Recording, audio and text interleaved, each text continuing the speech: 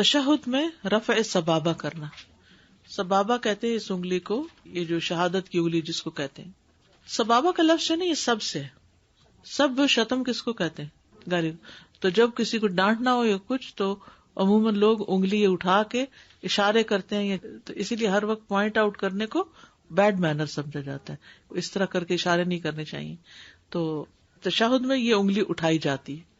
آپ صلی اللہ علیہ وسلم دونوں تشہد میں انگلی سے اشارہ کرتے تھے. ٹھیک ہے، دونوں تشہد کون سے؟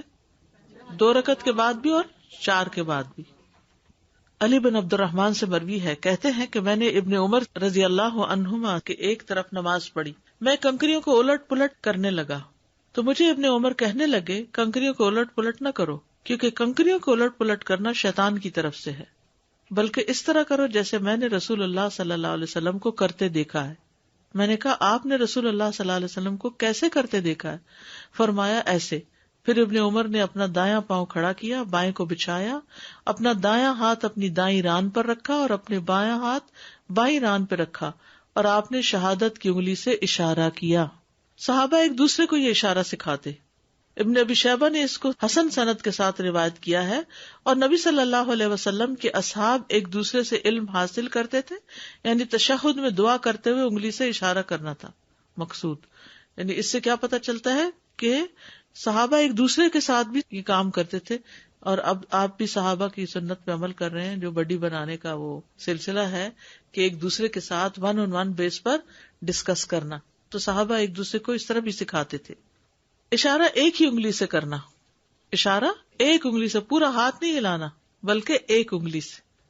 سعد بن ابی وقاص کہتے ہیں نبی صلی اللہ علیہ وسلم میرے پاس سے گزرے اور میں اپنی 2 انگلیوں سے دعا کر رہا تھا، تو آپ نے فرمایا ایک سے، اور شہادت کی انگلی سے اشارہ فرمایا.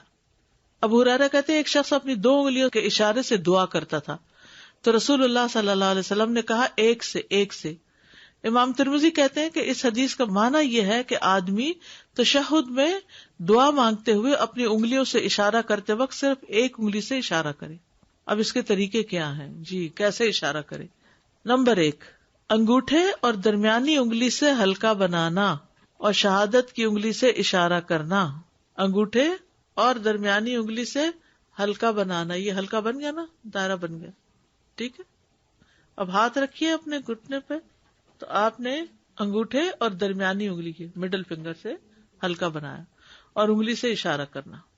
دوسرا طریقہ، تمام انگلیاں بند کر کے انگوٹھے کو درمیانی انگلی پر رکھنا، اور دائیں ہتھیلی کی تمام انگلیاں بند رکھتے تھے اور کبھی آپ اپنے انگوٹھے کو درمیانی انگلی پر رکھتے تھے.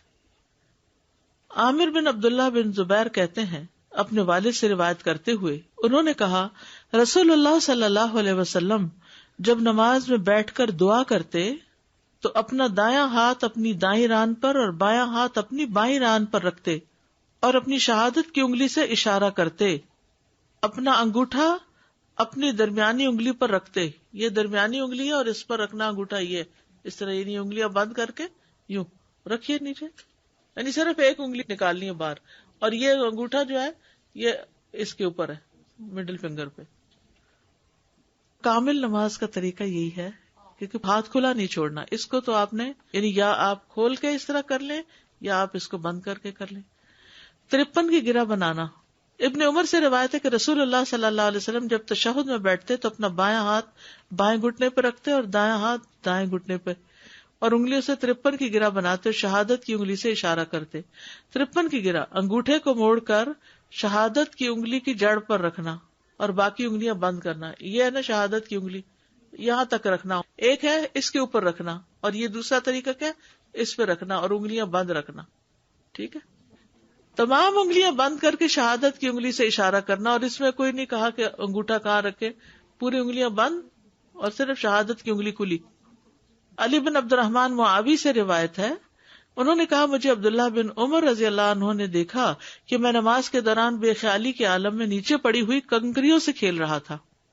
جب انہوں نے سلام پھیرا تو مجھے منع کیا، کہا ویسے کرو جس طرح رسول اللہ صلی اللہ علیہ وسلم کیا کرتے تھے. میں نے پوچھا رسول اللہ صلی اللہ علیہ وسلم کس طرح کیا کرتے تھے؟ انہوں نے بتایا جب آپ نماز میں تشہد کی حالت میں بیٹھتے تو اپنی دائیں ہتھیلی دائیں ران پر رکھتے اور سب انگلیوں کو بند کر لیتے اور انگوٹھے کے ساتھ والی انگلی سے اشارہ کرتے اور اپنی بائیں ہتھیلی کو بائیں ران پہ رکھتے. تشہد میں انگلی کو حرکت دینے کا طریقہ آپ نے ڈفرینٹ طریقے دیکھے ہوں گے. کیا کیا دیکھا ہوا؟ زور زور سے، یا پھر کچھ تو میں نے دیکھا گول بھی گھما رہے تھے، اور کچھ صرف ایک دفعہ اٹھاتے ہیں اشہد ان لا الہ الا اللہ. بچپن سے ہی سیکھا ہے، تو بس صرف گواہی دینی ہے. انگلی کو اوپر نیچے نہ لے جانا بلکہ تھوڑا تھوڑا حرکت دینا، ہلکا ہلکا، بس بہت اونچا نیچا نہیں لے جانا، ادھر ہی ہلکا ہلکا ہلکا ہلکا کرنا.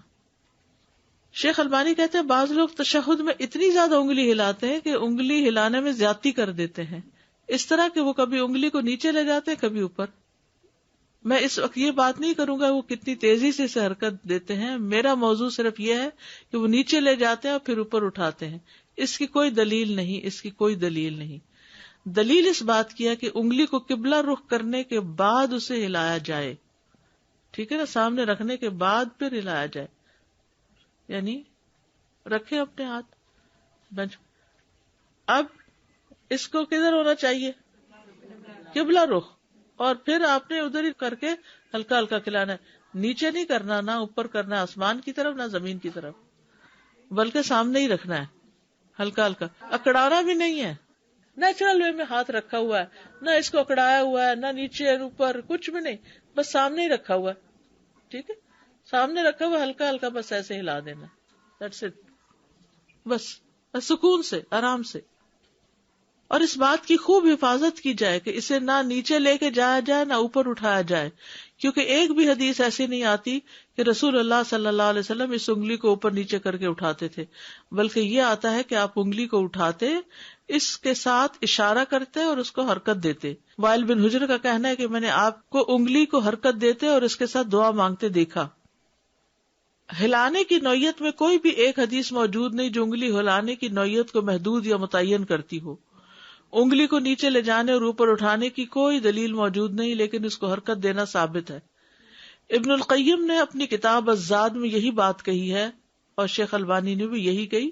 شیخ بن باز نے دعا کے ساتھ انگلی ہلانے کی قید لگائی ہے کہ دعا کرتے ہوئے انگلی ہلائی جائے، یعنی ساری دعا کے وقت انگلی ہلائی جائے، نہ کہ صرف اشہد ان لا الہ پر. دعا کرتے ہوئے اشارہ کرنے کا طریقہ. شیخ ابن عثیمین نے تشہد میں وارد ہونے والی دعا کے جملوں کو واضح کیا ہے. انہوں نے کہا کہ جب آپ دعا مانگیں تو اس بات کی طرف اشارہ کرتے انگلی کو ہلائیں جیسے اللہ تعالیٰ سے دعا کی جا رہی ہے، تو اس کا مقام بلند و برتر ہے. ٹھیک ہے. اور السلام علیکم ایھا النبی میں یہ اشارہ ہے کہ یہاں السلام کے الفاظ خبر کے انداز میں ہیں لیکن دعا کے معنی میں ہے. اس کا یہ مطلب ہے کہ جو ہم اشہد ان لا الہ پہ انگلی کھڑی کرتے ہیں یہ نہیں خالی کرنی؟ اس پہ نہیں کھڑی کرنی، جب یوں ہی التحیات پڑھنا شروع کریں ہلکا ہلکا ہلائیں، اس پہ نہیں کرنی. اچھا، دوسری بات، جب آپ پڑھی تھی تو آپ بتائی تھی کہ پروفیسر علیہ وسلم ہر 2 رکعات کے بعد التحیات پڑھتے تھے، رائٹ؟ تو اس کا مطلب یہ ہے کہ 4 سنت جو ہیں وہ 2 کر کے پڑھیں گے؟ 2 بھی پڑھی جاتی ہیں، 4 بھی پڑھی جاتی ہیں، جیسے 4 فرض پڑھے جاتے ہیں ایسے بھی، اور 2 کر کے بھی پڑھی جاتی ہیں. افضل 2 کر کے پڑھنا ہے. میں یہ پوچھنا چاہی تھی کہ جیسے اتحیات پڑھیں تو ویسی انگلی ہلانا شروع کر دیا، اشہد اللہ، جی ہاں، ہاں جی، جیسے شروع کریں. جیسے شروع کریں. دوبارہ سے بتا دیجیے وہ انگلی کا جو دائرہ بنانا اور جو دیکھیے آسان جو ہے نا وہ ہے ساری انگلیاں بند کریں اور ایک انگلی کھڑی رکھیں، بس ایسا کر لیں. سائزہ میرا یہ سوال تھا کہ اگر ہم نماز پڑھ رہے ہیں رائٹ جماعت کے ساتھ، اور اگر ہمارا برابر والا یہ نہیں کر رہا ہے انگلی ہلانے کا، تو ہم اسے ڈیورنگ نماز وہ نہیں کر سکتے نا ڈسٹرب، نہ ہم اسے بتا سکتے؟ نہیں کچھ بھی نہیں کر سکتے. کیونکہ میرے ساتھ یہ ہوا کہ جب میں حج پہ پہلی بار میں نے یہی نوٹ کیا، کافی سال پہلے میں حج کرنے گئی تو میرے ساتھ کوئی عربی خاتون تھی، میں اتحاد میں بیٹھی ہوں، سازا وہ کر کے کوہنی مجھے مارے اور پھر اچھا مجھے کچھ اتنی میں کنفیوز ہوئی نا کہ میں پڑھ کیا رہی ہوں، رائٹ؟ تو میں نے ان کو دیکھا کہ وہ کیا کر رہی ہیں، تو وہ انگلی ہلانی تھی، اچھا میں نے بھی ہلانی. پھر میں ظاہر ہے کہ جب دوبارہ دوسری رکعت کے بعد جب دوبارہ تیسری چوتھی میں بیٹھی تشہد میں تو میں نہیں رہی، پھر وہ مجھے کونی مار کے کر کے یعنی کہ یہ چیز مجھے سب سے پہلے انگلی کا نوٹس ہی میں نے وہاں پر کیا سعودی عرب میں کہ اچھا لوگ یہاں پر ہلاتے ہیں، ہم لوگ نہیں ہلاتے تھے نا. یہ تبلیغ کا ایک اور انداز. استاذہ ہمیں بچے تو اتنا ٹائم نہیں دیں گے کہ ہم اتنا کچھ انہیں سکھائیں، کچھ حکمت بتائیے، سمجھائیے کہ کیا کریں. ہم چاہتے ہیں کہ آگے بھی دیکھیے اسٹیپ بائی اسٹیپ سب کچھ ایک دن نہیں سکھائے. ایک چیز پکی کروا لے، پھر اگلی، پھر اگلی، پھر اگلی، ہو جائے گا. پھر دیکھیں ان سے پوچھ سکتے ہیں، زیادہ نمبر لینے تھوڑے لینے. یہ جو ہم اشہد ان لا الہ پر اٹھاتے ہیں اور پھر بند کر لیتے ہیں، تو اس کا مطلب یہ ٹوٹلی غلط ہے. اس کا نماز پہ کیا اثر پڑتا؟ نماز کامل نہیں ہوتی. ٹھیک ہے، یہ رکن نہیں ہے لیکن نماز کامل نہیں ہوگی. ہم نے انگلی اٹھانے کا اجر پڑھا تھا کوئی؟ جی، درجہ بلند. درود کی اہمیت. علی رضی اللہ عنہ سے مروی ہے کہ ہر دعا روک دی جاتی ہے یہاں تک کہ محمد صلی اللہ علیہ وسلم پر درود پڑھا جائے. صاحب رسول صلی اللہ علیہ وسلم فضالہ بن عبید رضی اللہ عنہ سے مروی ہے، وہ کہتے ہیں کہ رسول اللہ صلی اللہ علیہ وسلم نے ایک آدمی کو نماز میں دعا کرتے ہوئے سنا کہ اس نے نہ اللہ عز و جل کا ذکر کیا اور نہ ہی نبی صلی اللہ علیہ وسلم پر درود پڑھا. تو رسول اللہ صلی اللہ علیہ وسلم نے فرمایا اس نے جلد بازی سے کام لیا. پھر اسے بلایا اور اسے اور دوسروں سے فرمایا جب تم میں سے کوئی شخص نماز پڑھے تو پہلے اپنے رب کی تعریف و ثنا کرے. یہ کہاں کرتے ہیں؟ قیام میں. پھر نبی صلی اللہ علیہ وسلم پر درود پڑھے، اس کے بعد جو چاہے دعا مانگے. التحیات کی آخری دعائیں مراد ہے، وہ دعاؤں کی قبولیت کا وقت ہے. اب آپ نے اللہ کی تعریف بھی کھڑے ہو کے کر لی، پھر سجدے بھی کر لیے، رکوع سب کچھ کر لیا، درود شریف بھی پڑھ لیا، سلام بھی بھیج دیا، ہاں سب کچھ کر لیا. اب دعا، تو اس دعا کو ہم بعض اوقات بڑا معمولی سمجھتے ہیں، بس ایسی چھوٹی سی مانگی چھوڑ دی، ختم، جلدی سے التحیات ختم کیا. ایک دن ایک لیکچر سن رہی تھی تو اس میں شیخ نے بتایا کہ جب تک آپ سلام نہیں پھیر لیتے تو اللہ تعالیٰ سے آپ کی ہاٹ لائن جو ہے ابھی تک ملی ہوئی ہے، جو بات کرنی ہے اس جگہ تشہد میں کریں انٹل مطلب جب تک آپ سلام نہیں پھیر لیتے، تو وہ ٹائم بہت ہی گولڈن ہوتا ہے. گولڈن ہے. آپ نے سب کچھ کر لیا، اب مانگنے کا وقت ہے، تو اس کو جلد بازی میں نہ گوا دے. ایک بار درود بھیجنے پہ 10 رحمتیں، 10 گناہ معاف، 10 درجے بلند. تشہد اولا میں التحیات کے بعد درود پڑھنا. ٹھیک ہے، آپ صلی اللہ علیہ وسلم پہلے اور اس کے علاوہ آخری تشہد میں اپنے اوپر درود پڑھتے تھے. یعنی جو درمیان کا تشہد ہے نا، اس میں بھی درود پڑھا جا سکتا ہے. ٹھیک ہے، لازمی نہیں ہے لیکن پڑھنا چاہیں تو پڑھ سکتے ہیں. حضرت عائشہ فرماتی ہے کہ ہم رسول اللہ صلی اللہ علیہ وسلم کے لیے آپ کی مسواک اور آپ کی وضو کا پانی تیار رکھتے تھے. پھر جب اللہ عز و جل چاہتا رات میں آپ کو اٹھا دیتا، آپ اٹھ کر مسواک اور وضو فرماتے اور 9 رکعت اس طرح پڑھتے کہ ان میں سے کسی میں تشہد نہ بیٹھتے مگر 8ویں رکعت پر بیٹھتے، یعنی کنٹینیوسلی رکعتیں پڑھتے جاتے اور اللہ کی حمد کرتے اور نبی صلی اللہ علیہ وسلم پر درود پڑھتے اور ان کے درمیان دعائیں کرتے مگر سلام نہ پھیرتے. پھر 9ویں رکعت پڑھ کر بیٹھتے اور اللہ کی حمد و ثنا فرماتے اور نبی صلی اللہ علیہ وسلم پر درود پڑھتے اور دعائیں کرتے. پھر اتنی آواز سے سلام کہتے کہ ہمیں سنائی دیتا. پھر بیٹھ کر 2 رکعتیں پڑھتے. تو یہ بھی ایک طریقہ ہے تہجد پڑھنے کا. جیسے 9 رکعتیں آپ نے پڑھنی ہے نا، تو بیچ میں سلام علام نہیں پھیرے، کیا کریں؟ پڑھتے جائیں، بیٹھنا نہیں ہے. 8ویں میں جا کے بیٹھنا ہے اور پھر اس کے بعد 9ویں پہ سلام ہے، بیچ میں نہیں تشہد. 8ویں میں تشہد ہے، سلام نہیں ہے. ٹھیک ہے، اور 9ویں میں پھر وہ وتر بھی ساتھ ہی ہو جائے گا نا. شیخ البانی کہتے ہیں اس میں صریح دلیل ہے کہ آپ نے پہلے تشہد میں بھی اپنی ذات پر درود پڑھا جیسے کہ دوسرے تشہد میں پڑھا. یہ نایاب اور قیمتی فائدہ ہے، آپ اسے حاصل کر لیں اور مضبوطی سے تھام لیں. یہ نہیں کہا جا سکتا یہ صرف تہجد کی نماز میں ہے، کیونکہ ہم کہتے ہیں کہ قاعدہ یہ کہ فرض اور نفل نماز کا فرق کیے بغیر جو کام ایک نماز میں جائز ہے وہ دوسری میں بھی جائز ہوگا. ٹھیک ہے، یعنی سلام پھیرے بغیر سب پڑھ کے پھر دوبارہ کھڑے ہو جائیں. درود کے مسنون کلمات. درود ابراہیمی. عبد الرحمن بن ابی لیلہ کہتے ہیں کہ ایک مرتبہ کعب بن عجرہ رضی اللہ عنہ مجھ سے ملے تو انہوں نے کہا کیا میں تمہیں حدیث کا ایک تحفہ نہ دوں جو میں نے نبی صلی اللہ علیہ وسلم سے سنا تھا؟ میں نے عرض کیا جی ہاں، مجھے یہ تحفہ ضرور عنایت فرمائیے. انہوں نے کہا کہ ہم نے رسول اللہ صلی اللہ علیہ وسلم سے سوال کیا، پس ہم نے کہا اللہ کے رسول ہم آپ کے اہل بیت پر کس طرح درود بھیجا کریں؟ بے شک اللہ نے آپ پر سلام بھیجنے کا طریقہ تو ہمیں خود ہی سکھا دیا ہے. تو آپ نے فرمایا کہ یوں کہا کرو، یعنی اللہم صلی علی محمد وعلی آل محمد. آل محمد کی بات آ جاتی ہے نا اس میں. پھر مختصر درود ابراہیمی یہ ہے: اللہم صلی علی محمد وعلی آل محمد کما صلیت علی آل ابراہیم وبارک علی محمد وعلی آل محمد کما بارکت علی آل ابراہیم فی العالمین انک حمید مجید. یہ چھوٹا درود ہے، ٹھیک ہے، جو یاد کر سکے. پھر اسی طرح ایک اور ہے چھوٹا: اللہم صلی علی محمد عبدک ورسولک کما صلیت علی آل ابراہیم وبارک علی محمد وعلی آل محمد کما بارکت علی ابراہیم. ٹھیک ہے. اور پھر ایک یہ بھی ہے آپ کی ازواج اور ذریت پر رحمت کی دعا: اللہم صلی علی محمد وازواجہ وذریتہ کما صلیت. یہ ابو حمید ساعدی سے روایت ہے. صحابہ نے عرض کیا: یا رسول اللہ، ہم آپ پر کس طرح درود بھیجا کریں؟ تو رسول اللہ صلی اللہ علیہ وسلم نے فرمایا، یوں کہا کرو: اللہم صلی علی محمد وازواجہ وذریتہ کما صلیت. یہ درود کے مسنون کلمات ہیں. آپ سب مل کے پڑھیے: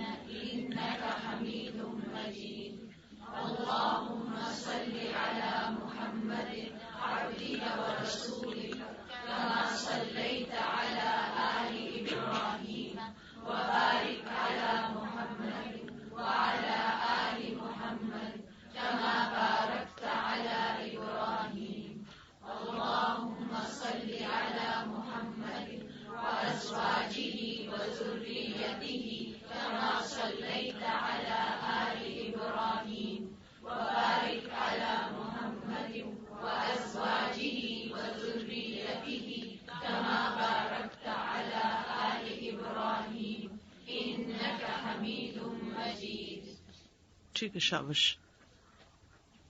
تشہد پہ ایک کامنٹ تھا کہ جب ہم نے پڑھا السلام علینا وعلی عباد اللہ الصالحین، تو سبحان اللہ، آئی واز تھنکنگ کہ ہم ایک ایک کو کہتے ہیں، اس کو سلام کہہ دینا، اس کو ہمارا بھی سلام کہہ دینا. ایگزیکٹلی. تو جب ہم سلام نماز میں پڑھ رہے ہوتے ہیں تو پتہ نہیں کتنوں کو ہم سلام کہہ رہے ہوتے ہیں اور کتنوں کا سلام ہم لے رہے ہوتے ہیں. سلامتی کی دعائیں، بالکل یہ سلامتی کا دین ہے نا. اور اس سے پھر سلام کی اہمیت کا آپ اندازہ لگائیں، اس سے بھی سلام کی اہمیت پتہ چل رہی ہے نا. یعنی آپ دیکھیے، کبھی آپ نے بات سوچی کہ میں تو اتفاق سے بیچ میں بات کر رہی تھی کہ محبت پیدا کرنے کا بہترین ذریعہ ہے سلام کو عام کرنا. ہم نبی صلی اللہ علیہ وسلم سے محبت کرتے ہیں تو آپ کو بھی سلام بھیجتے ہیں، محبت کا اظہار ہے نا، تب آپ کو سلام بھیجتے ہیں. اور خصوصاً جب کوئی مدینہ وغیرہ جا رہا ہو تو لوگ بہت کہتے ہیں ہمارا بھی دے دینا. بھائی یہاں سے بھی بھیجو گے تو خود پہنچ جائے گا، فرشتے پہنچا دیں گے وہاں پر. کسی انسان کے ہاتھ کیوں بھیجتے ہو؟ فرشتے جا رہے ہیں نا، تو آپ پڑھتے جاؤ، پہنچتا جائے گا. ٹھیک ہے. اچھا، پھر اسی طرح یہ ہے کہ کیا یہ ہو سکتا ہے کہ کسی سے ہماری لڑائی ہو اور نماز میں ہم کہیں یا اللہ سب کو سلام، اس کو نہیں، کو چلا گیا. کتنی خوبصورت ہے یہ نماز. جس کی نماز صحیح ہوگی اس کے حالات، تعلقات سب صحیح ہو جائیں گے. السلام علیکم استاذہ. میں نے سنا تھا کہ جب ہم التحیات پڑھتے ہیں تو انگلی تھوڑی سی بینڈ کرنا چاہیے، یہ صحیح ہے کیا بات؟ دیکھیے نیچرل وے میں جب ہوگی نا، رکھیں گے تو ہلکی سی خود ہی ہو جائے گی. اکڑانی نہیں چاہیے، اوپر نہیں اٹھانی چاہیے. جی، اور ایک سوال یہ، میں نے واٹس ایپ پہ میسج بہت پڑھا تھا کہ یہ التحیات جو ہے مکالمہ ہے اللہ اور نبی کریم صلی اللہ علیہ وسلم کا معراج کی رات میں، یہ صحیح ہے؟ ایسا کچھ بھی نہیں، اس کی کوئی حقیقت نہیں. ہمارے ہاں تو باقاعدہ مجلس سجانی پڑتی ہے سلام بھیجنے کے لیے، اور پھر کھڑے ہو جاتے ہیں. مجھے کبھی سمجھ نہیں آئی کہ نماز میں تو ہم بیٹھ کے سلام کرتے ہیں اور میلاد میں ہم کھڑے ہو جاتے ہیں سلام کرنے کے لیے. اس کی بھی کوئی دلیل ہونی چاہیے. اگر 10 گھروں میں میلاد ہو رہا ہے تو 10 میں کیسے جائیں گے؟ یعنی ربیع الاول میں لوگ عام طور پہ میلاد کرتے ہیں، تو ہزاروں میلاد ہو رہے ہوتے ہیں، اور ہر میلاد والے یہ سمجھتے کہ ان کے گھر آ گئے تو نبی صلی اللہ علیہ وسلم کہاں ہوں گے. نہیں، زندہ بھی سمجھے اگر تو زندہ تو ہم بھی سمجھتے ہیں، لیکن وہ زندگی کچھ اور زندگی ہے. دین جو ہے وہ عقل سے نہیں ہے، دین شریعت جو ہے وہ وحی سے ہے، وحی کو بنیاد بنائے. جی استاذہ، اسی کو کنٹینیو کرتے ہوئے کہ جیسے یہاں پہ بھی اتحیات میں جب ہم سلام بھیجتے ہیں تو اللہ تعالیٰ نے جو ہمیں طریقہ بتایا وہ بیٹھ کے ہے، اور ایک اور یہ تھا کہ یا رسول اللہ کہنا میں نے سنا تھا نہیں کہہ سکتے ایھا نبی، اور یہ اس میں تھوڑا سا مجھے فرق بتا دیا، یا رسول اللہ کہنا اور ایھا نبی. دیکھیں صحابہ یا رسول اللہ کہتے تھے، لیکن اس وقت کہتے تھے جب وہ آپ کے سامنے ہوتے تھے. اب وہ سامنے نہیں ہے ہمارے، تو ہم یا رسول اللہ کہہ کے کیا کر رہے ہیں؟ یعنی کس کو کہہ رہے ہیں؟ سامنے ہے وہ، پھر وہ سمجھتا موجود ہے، موجود تو نہیں ہے نا. تو یہ تو نماز کا ایک حصہ ہے نا، جیسے سکھا دیا اس کو ویسے ہی ہم ریپیٹ کر رہے ہیں. جی خالی یا بھی نہیں ہے، یا ایھا ہے، ادب کے ساتھ ہے. سبحانک اللہم و بحمدک اشہد ان لا الہ الا انت استغفرک و اتوب الیک. السلام علیکم و رحمۃ اللہ وبرکاتہ.